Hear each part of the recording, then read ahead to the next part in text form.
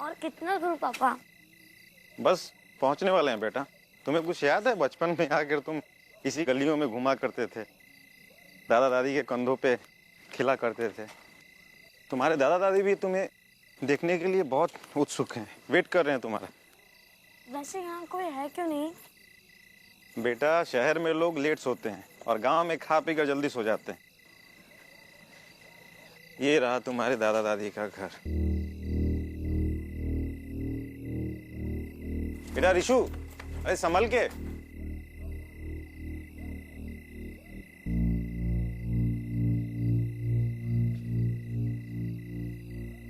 दादा! बेटा दादी! रिशु, बेटा अरे रुको तो सही, लाइट तो जलाने दो। इस गांव में लगता है अभी तक लाइट का प्रॉब्लम सॉल्व नहीं हुआ।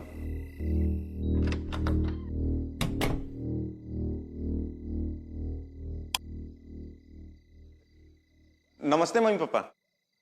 आप लोगों ने तो मुझे डरा ही दिया था। कैसे हैं आप लोग? और सुबह से आप लोगों का फोन लगा रहा था, क्यों नहीं उठा रहे हो? मुझसे नाराज हो क्या? क्या हुआ? आप लोग कुछ बोल क्यों नहीं रहे हो? आप लोग से मिलने रिशु भी आया है। पापा!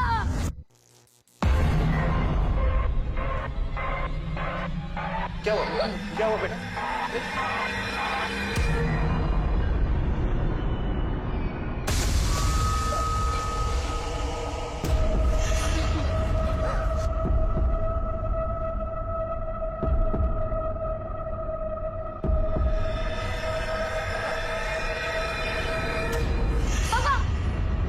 पापा!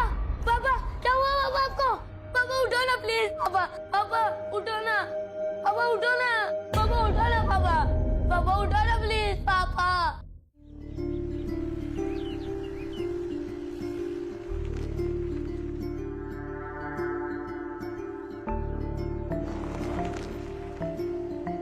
एएसपी आदिति शर्मा, अच्छा बताओ ऐसी कोई किताब बनी है जिससे तुम्हें जाना जा सके? क्यों? ऐसा क्यों बोल रहे हो? नहीं, कभी कभी हीरो की तरह गुंडों से लड़ पड़ती हो। सारे भूत प्रेत दोस्त थे तुम्हारे। अपने डैड का फोन आते ही बच्चों की तरह उछल पड़ती हो। और कभी कभी गुमसुम रहकर किसी सोच में रहती हो। वैसे फिलहाल क्या सोच रही हो? कुछ नहीं। वैसे आप मेरी पर्सनल लाइफ में इतना इंटरेस्ट क्यों ले रहे हैं एसीपी साहब? अरे इतने दिनों से एक साथ काम कर रहे हैं, इतने सारे केसेस एक साथ सॉल्व किए हैं। एक बार तो तुमने मेरी जान भी बचाई है। अब अपने कलीग के बारे में थोड़ी बहुत पर्सनल इन्फॉर्मेशन रखने का हक तो बनता है। अच्छा, इससे पहले जो कलीग थी उसके बारे में सब पता होता था? इससे पहले सिर्फ एक ही कलीग थी मेरी, उसे ठीक तरह से जान नहीं पाया। शिवानी। एक अच्छी ऑफिसर को वनराज ने मार दिया और मैं कुछ नहीं कर सका। विक्रांत, खुद को दोष देना बंद करो। जो भी हुआ उसमें तुम्हारी कोई गलती नहीं थी। वनराज खुलेआम घूम रहा है, उससे बड़ी क्या गलती हो सकती है? विक्रांत, मुझे खुद से ज्यादा तुम पर भरोसा है कि तुम वनराज को ढूंढ ही लोगे।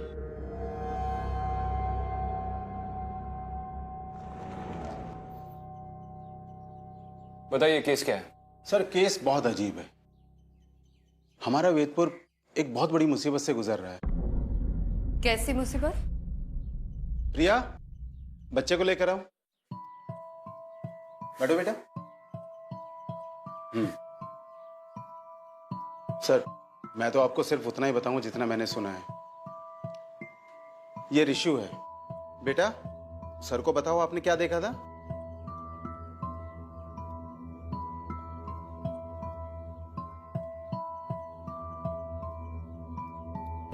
रिशु, तुम्हें हमसे डरने की जरूरत नहीं है। हम यहाँ पे तुम्हारी मदद के लिए आए हैं। बताओ क्या देखा था तुमने? पापा, पापा को मार दिया। अदिति, ये इस वक्त बहुत शॉक में है। इस वक्त इससे बात करना मुनासिब नहीं है। कांस्टेबल, लेकर जाओ। जाओ बेटा। आप ही बता दीजिए आपने क्या सुना है? सर, ये सुबह हमें पुलिस स्टेशन के बाहर मिला था। इसके पापा और इसके दादा दादी की डेथ बॉडीज घर से मिली थी। आपने आसपास के लोगों से पूछताछ की थी? जी मैम, हमने बात की थी। वो लोग भी वही बात कर रहे थे जो पूरा वेदपुर कर रहा है। क्या? एक ये रात को यहाँ पर रोने की आवाजें आती हैं और सर वो आवाजें पूरे वेदपुर को अपनी चपेट में ले रही हैं। रोने की आवाजें कहाँ से आती है? हर जगह से सर। विक्रांत, आई थिंक हमें रिशु के दादा दादी के घर जाके एक बार देखना चाहिए। ठीक है, इसके घर का एड्रेस दे दीजिए।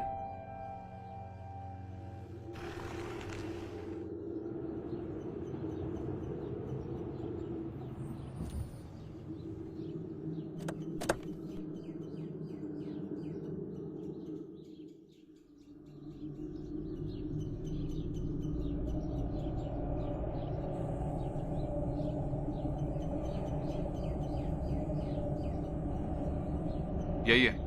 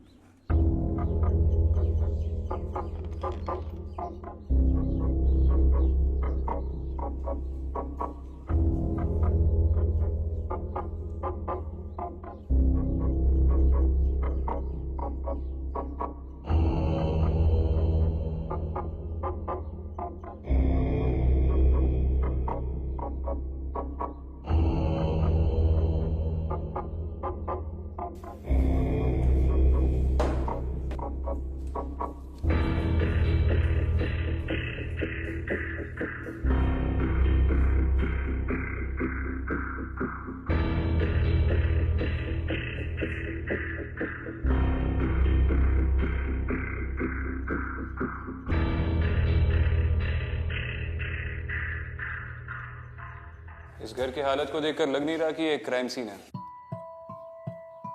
चिंतन और उसके माँ बाप की मौत नॉर्मल सर्कमस्टेंसेस में हुई थी ना? हाँ, दोनों का दिल धड़कना बंद हो गया था और चिंतन की मौत शॉक लगने से हुई थी। आपकी वजह से? इस घर में ऐसा कुछ तो जरूर हुआ होगा जिसकी वजह से उसे शॉक लगा होगा। कहीं अपने माँ बाप की डेड बॉडीज देखकर तो वो शॉक में नहीं चला गया? हो सकता है। विक्रांत, मुझे लगता है कि मुझे एक बार वैद्य जी से मिलना चाहिए। पिछली बार भी उन्होंने मेरी मदद की थी, इस बार भी वो हमारी मदद जरूर करेंगे। ठीक है।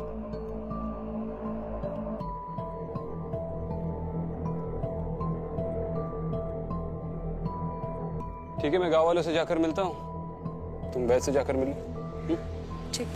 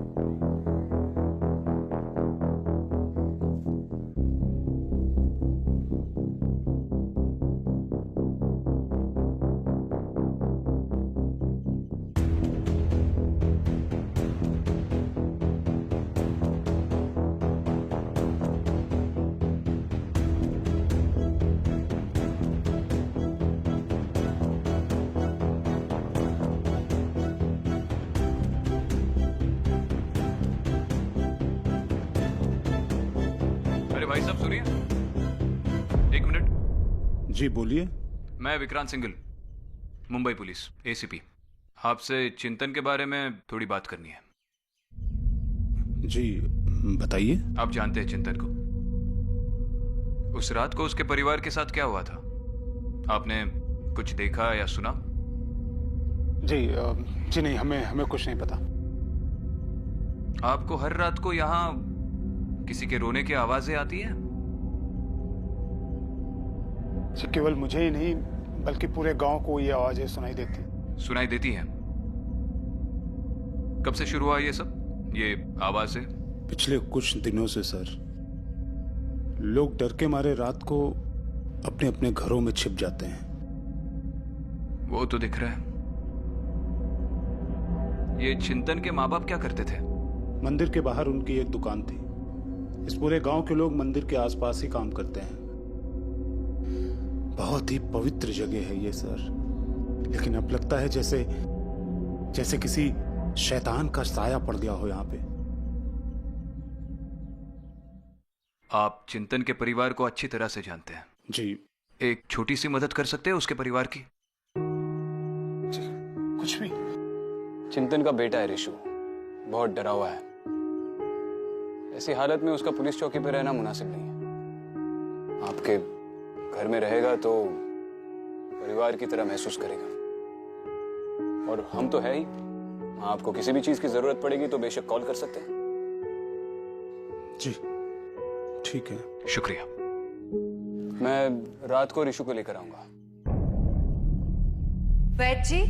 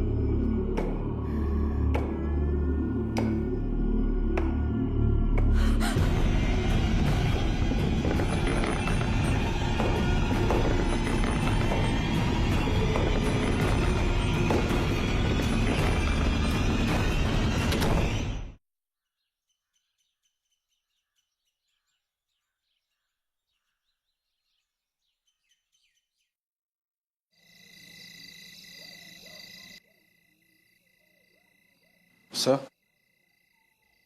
6 बज गए हैं सर, हम लोग जा रहे हैं। रिशु का ध्यान रखना सर। कृष्णकांत, तो हर रोज 6 बजे के बाद आप अपनी ड्यूटी से ऑफ लेते हैं?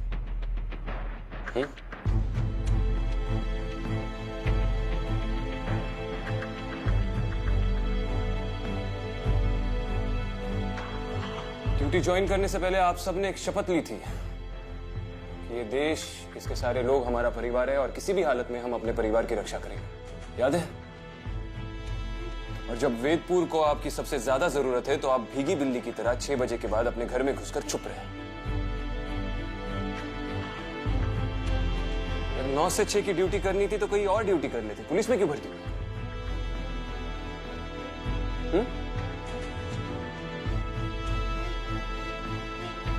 सिर्फ रिशु का ही नहीं, पूरे वेदपुर का ख्याल रखने के लिए मैं अकेला ही काफी हूं। और एक बात याद रखिए, भूत, प्रेत, पिशाच, आत्मा या कोई भी बुरी शक्ति इंसान की हिम्मत और उसके जज्बे से बढ़कर नहीं होती। दफा हो जाइए।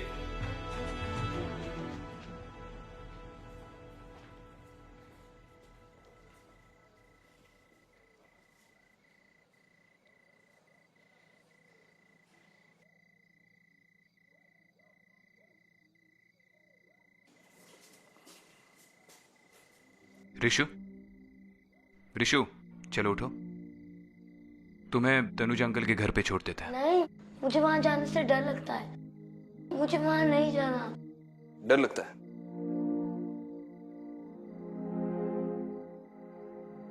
अच्छा मुझे बताओ, तुम्हारा फेवरेट सुपर हीरो कौन है? सुपरमैन। सुपरमैन। रिशु, बचपन में एक बार मैं साइकिल चलाते चलाते गिर गया था। तब से साइकिल चलाने का खौफ मेरे जहन में बैठ गया, मेरे दिमाग में बैठ गया। मुझे बहुत डर लगने लगा साइकिल चलाने से। तो मैंने अपने बाबूजी से जाकर कह दिया कि इसके बाद मैं दोबारा कभी साइकिल नहीं चलाऊंगा। तो उन्होंने मुझसे कहा कि बेटा, अगर जिंदगी में आगे बढ़ना है, कुछ बड़ा बनना है, तो जिस चीज से तुम्हें सबसे ज्यादा डर लगे, सुबह उठकर सबसे पहले वही चीज करो। और उस साल स्कूल की साइकिलिंग कंपटीशन में मैं फर्स्ट आया। तो अब तुम भी मत डरो। ये देखो, इस पर्ची पर मैंने अपना फोन नंबर लिख दिया है, ये अपने पास रखो। अगर तुम्हें वहां पर कोई भी प्रॉब्लम आए तो मुझे फोन कर देना, मैं सुपर हीरो की स्पीड से वहां पर पहुंच जाऊंगा, ठीक है?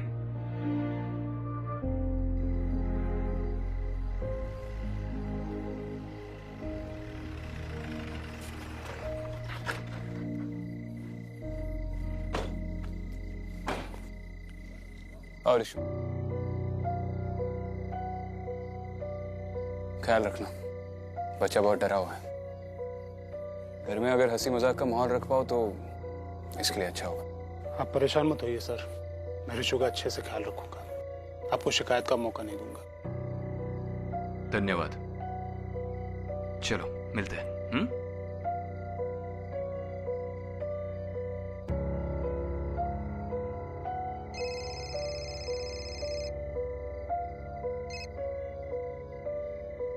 हाँ दीदी।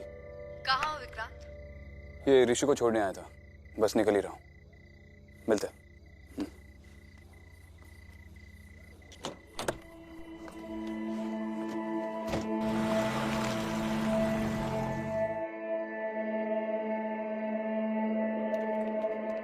विक्रांत कहाँ थे तुम? कब से कॉल कर रही थी, तुम्हें फोन क्यों नहीं उठा रहे? अरे मैंने तुमसे कहा था ना, मैं ऋषु को तनुज के घर पे छोड़ने गया था। हाँ पर एक फोन तो कर सकते थे। कहाँ हो, क्या कर रहे हो, कुछ अता पता ही नहीं तुम्हारा। अब मैं क्या करूँ, मुझे ड्यूटी करते समय फोन पे बात करने की आदत नहीं है। हाँ तो अब आदत डाल लो। मतलब कुछ नहीं। वैद जी ने क्या कहा? वो भी अब यहाँ शायद नहीं है, उनके आश्रम में भी बुरी शक्तियों का साया है। जब मैं उनके आश्रम में गई तो एक बुरी आत्मा ने मुझ पर अटैक किया। विक्रांत, हमने जितना सोचा था उससे कई ज्यादा खतरा है यहाँ पे। ऐसा लग रहा है जैसे अचानक से सारी बुरी शक्तियां वैदपुर में आ गई हो। वापस आने के लिए सारी बुरी शक्तियां कहीं पर गई ही नहीं थी अदिति, चाहे वो वैदपुर हो या कहीं और। जहां जहां अच्छाई होती है वहां पर बुराई होती ही है। आज तक हमने जितने भी केसेस सॉल्व किए, शुरू में हमें काफी दिक्कतें आई है, लेकिन हमारे अंदर की अच्छाई ने हमेशा हमें उन्हें सुलझाने की मदद की है। बेटा पता है, मैं और तुम्हारे पापा सारा दिन खेतों में घुमा करते थे, मंदिर से चुराकर प्रसाद खाते थे और पड़ोसी के खेत से आम खूब मस्ती करते थे। फिर एक दिन वो शहर चला गया और मैं यहाँ रह गया। उसके जाने का मुझे भी अफसोस है। मेरी मम्मी चली गई भगवान के पास और अब मेरे पापा भी चले गए। बेटा हम है ना तुम्हारे पास। और तू बिल्कुल उदास मत, ठीक है? कल सुबह होते ही मैं तुम्हें पूरा वेदपुर घुमाऊंगा। आप कल की छोड़िए, मैं अभी इसके लिए कपड़े देती हूँ, फिर आराम से सो जाना, थक गया है। और तुम मोबाइल पे गेम खेलोगे? ये लो। इस बार तुम बहुत ज्यादा टेंशन में लग रही हो, क्यों? पता नहीं, इस बार अजीब सी घुटन हो रही है। ऐसा लग रहा है जैसे कुछ मुझसे दूर जाने वाला है। विक्रांत, कहीं इन सब के पीछे वनराज तो नहीं है? वनराज होगा तो वनराज मरेगा। जिस तरह समय की इकाई, समय का सिलसिला अटूट है, अंतहीन है, उसी तरह बुराई और अच्छाई की लड़ाई भी अंतहीन है, उसका कोई निश्चित अंत नहीं। मगर हर युग में जीत अच्छाई की ही होती है। अब अगर रावण को मारना है तो राम तो बनना होगा। पर विक्रांत, अगर तुम्हें कुछ हो गया तो क्या शहीद सिपाहियों की तस्वीरों में लेट विक्रांत सिंघल की तस्वीर लग जाएगी और तुम उसके सामने खड़ी रह के सल्यूट करना? विक्रांत, मैं मजाक नहीं कर रही।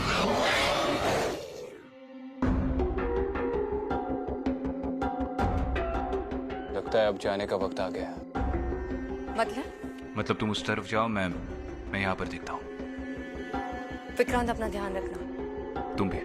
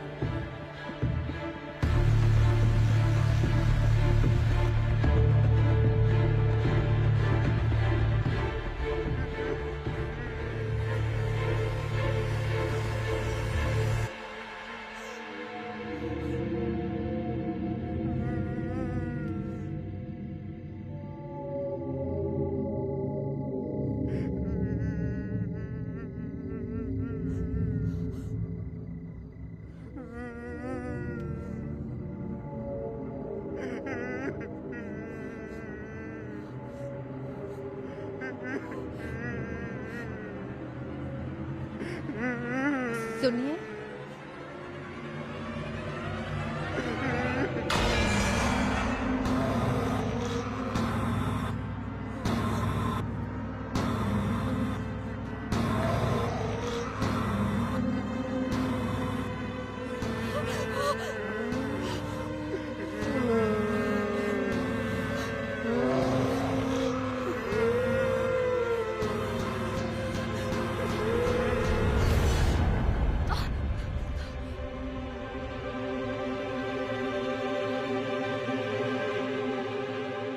जी आप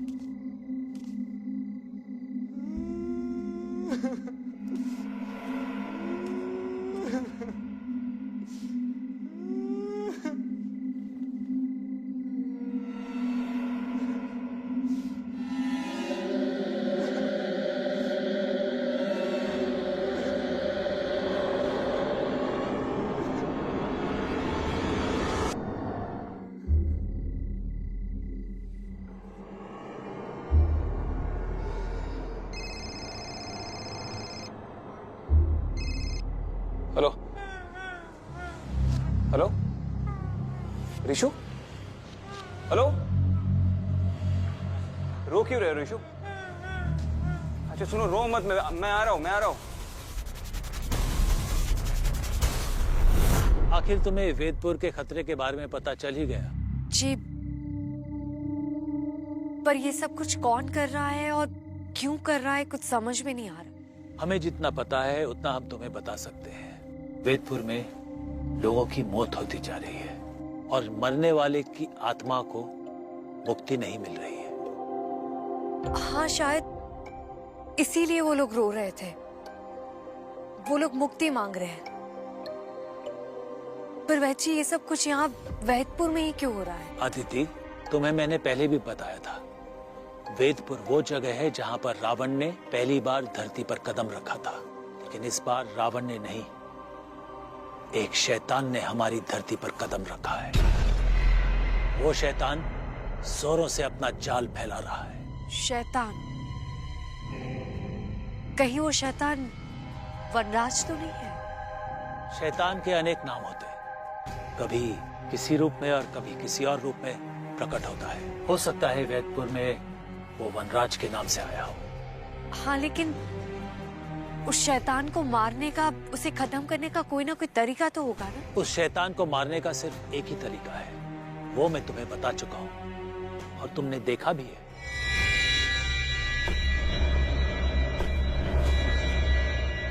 वो 4 निशान। पर वैची, वो 4 निशान से वनराज को मारना। अदिति, मैंने तुम्हें बताया था ना, 4 नहीं 5। पुराने ग्रंथों में भी लिखा है और भूतकाल के शास्त्रों में भी यही लिखा है। मैंने पढ़ा है और हर एक निशान का अपना मतलब होता है। पहले निशान का प्रतीक शक्ति है, दूसरे निशान का प्रतीक ऊर्जा, तीसरे का प्रतीक है बुद्धि, चौथे का प्रतीक है सर्वश्रेष्ठ और आखिरी निशान इस ब्रह्मांड का प्रतीक है। वो कहां पर है और कैसा दिखता है ये हम नहीं जानते। पर वैची, अगर 4 निशान मिल गए हैं तो 5वां भी कहीं ना कहीं होगा।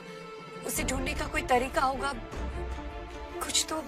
हमें इसके बारे में ज्यादा तो नहीं पता है, लेकिन हाँ, हमने पढ़ा है कि जब भी अच्छाई और बुराई का युद्ध होगा, वो प्रतीक वहां अपने आप प्रकट हो जाएगा। ऋषु,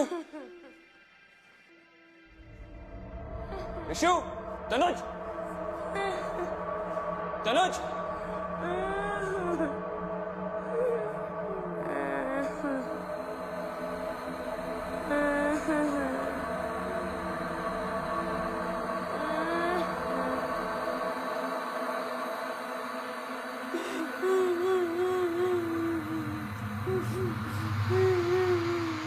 ऋषु,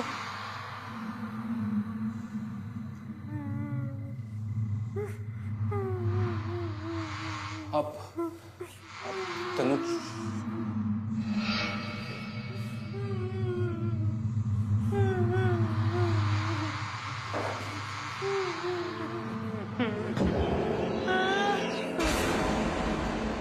तनुज,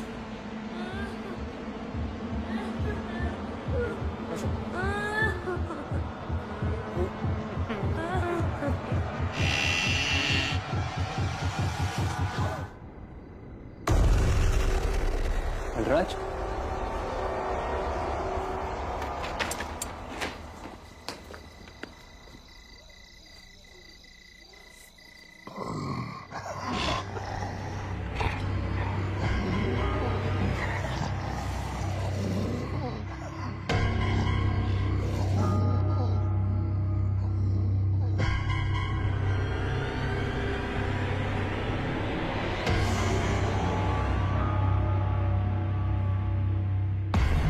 वैची, ऐसी अच्छाई, ऐसी शक्ति, वो कौन है जो वनराज से लड़ पाए? वनराज से लड़ाई बहुत पुरानी है अदिति। सबसे पहले उससे लड़ने आया था सिद्धांत। सिद्धांत जोगलेकर, शिवानी का भाई। सबसे पहला निशान हमने उन्हीं की डायरी में देखा था। उसके बाद आई शिवानी, उसके बाद आई तुम और वो विषकन्या अनन्या।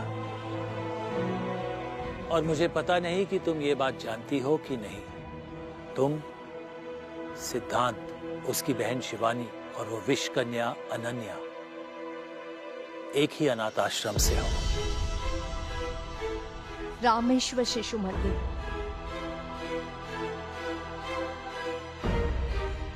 पर आप ये बात कैसे जानते हैं? तुम्हारे जाने के बाद जब हमने वो 5वां निशान ढूंढना शुरू किया, तब हमारे सामने वो 5वां निशान नहीं आया, बल्कि तुम्हारी कहानी हमारे सामने आई। क्या? अनाथ आश्रम के जलने के बाद सिद्धांत और उसकी बहन शिवानी को एक परिवार ने गोद ले लिया था। सिद्धांत की 2 बहनें और थी, एक अनन्या और एक मैं।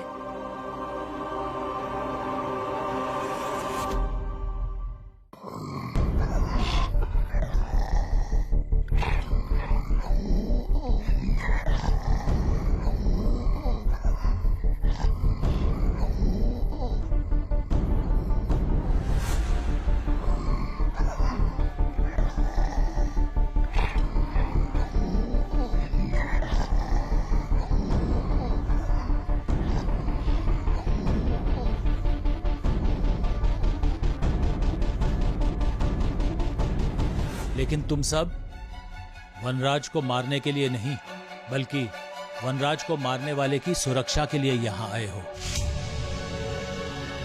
कौन है तुम? मेरा नाम अदिति। शिवानी ने मुझे यहाँ भेजा है किसी की मदद करने।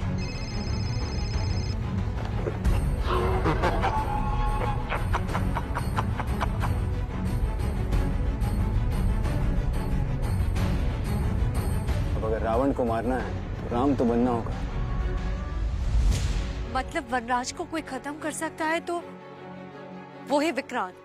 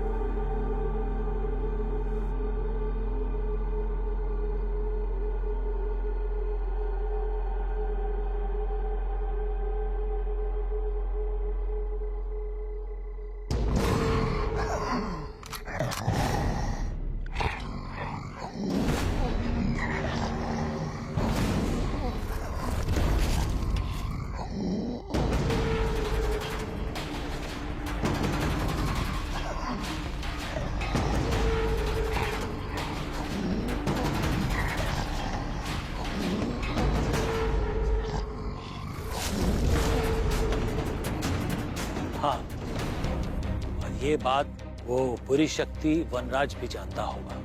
वनराज को मारना इतना आसान नहीं है अदिति। विक्रांत की जान को भी खतरा है। तुम्हें जल्द से जल्द वो 5वां चिन्ह ढूंढना पड़ेगा, क्योंकि वो 5वां चिन्ह ढूंढने के बाद दूसरी दुनिया का दरवाजा खुलेगा और इन सब आत्माओं को मुक्ति मिलेगी और तभी वनराज को मारा जाएगा।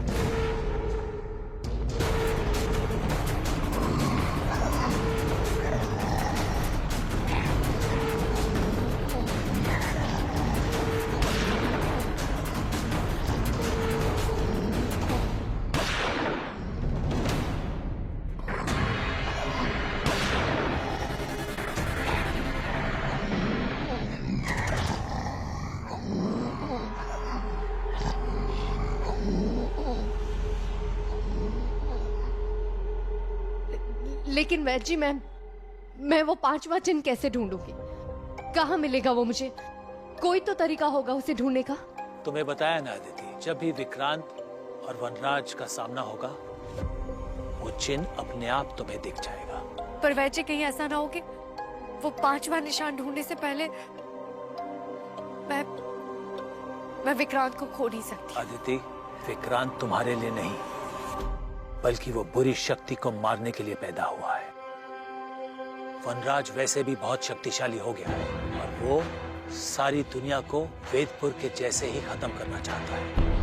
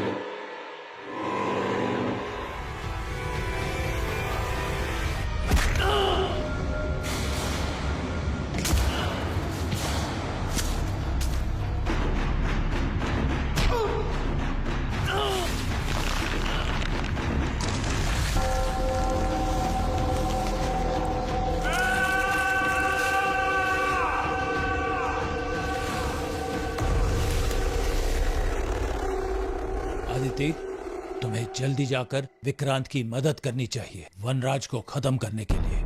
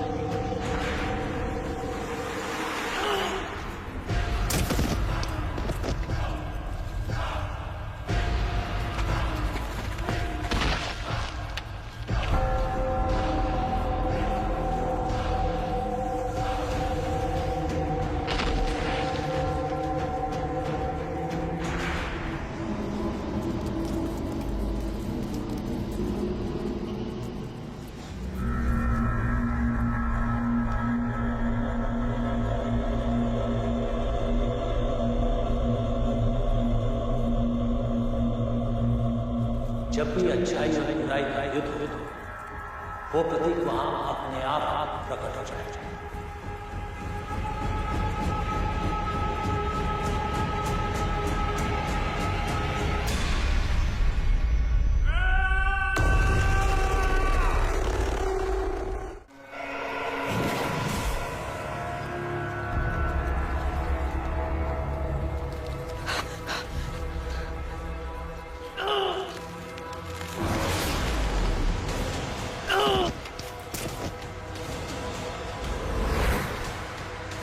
चार निशान प्रकट हो गए तो पांचवा निशान भी यहीं कहीं होना चाहिए।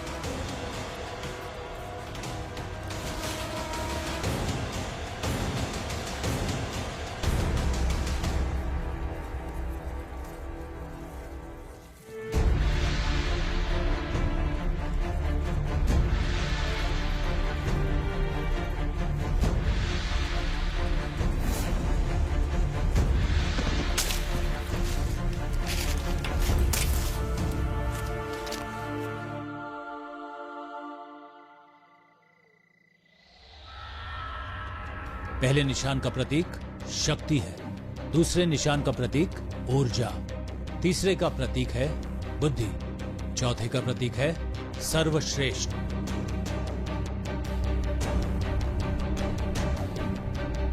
और आखिरी निशान इस ब्रह्मांड का प्रतीक है।